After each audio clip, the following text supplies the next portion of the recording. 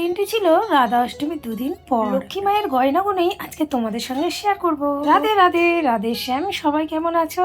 আজকে লক্ষ্মী মায়ের কিছু গয়না তোমাদের সঙ্গে শেয়ার করব। লক্ষ্মী মা শাড়ি পরেছিল রানী কালারের, আর তার ব্লাউজটা কিন্তু পরানো হয়নি, পরানো হয়েছিল বেনারসি কাপড়ের ব্লাউজ। আকাশি কালারের শাড়িটা কিন্তু বেশ অনেক দিন পরেছিল। লক্ষ্মী মায়ের গয়নাগুলো কিন্তু আমি নিয়ে এসেছিলাম পছন্দ, আর সবকটা গয়নাই কিন্তু খুব সুন্দর। সব থেকে বেশি পছন্দ কোনটা জানো? এই কনকনগুলো এত সুন্দর লেগেছিল, এক চান্সেই আমার পছন্দ হয়ে গেছিল। লক্ষ্মী মায়ের জন্য একটা জিনিসই পাইনি, সেটা হলো নাকের টানানো। আর এই হারটা কিন্তু খুব সুন্দর, একটা পরলে আর পরতে হয়। গলার এই চোকারটা কিন্তু পরানোই হয়নি, ভেবেছিলাম মাথায় পরাবো, কিন্তু সময়ের অভাবে ভুলে গেছি। মাথার যে একটা মুকুট ছিল সেটাও ভুলে গেছিলাম। যখন আমি গুছাই সব দেখতে পাই। সমস্ত গয়নাগুলো আজকে ভালো করে গুছিয়ে আমিই রাখবো। আচ্ছা, তোমরাও কি কেউ আমার মতো আছো? ভগবানের সমস্ত জিনিসগুলো নিয়ে সারাদিন নাড়াচাড়া করো। জানো তো, ভগবানের সমস্ত জিনিস গুছিয়ে রাখতে আমার খুব ভালো লাগে।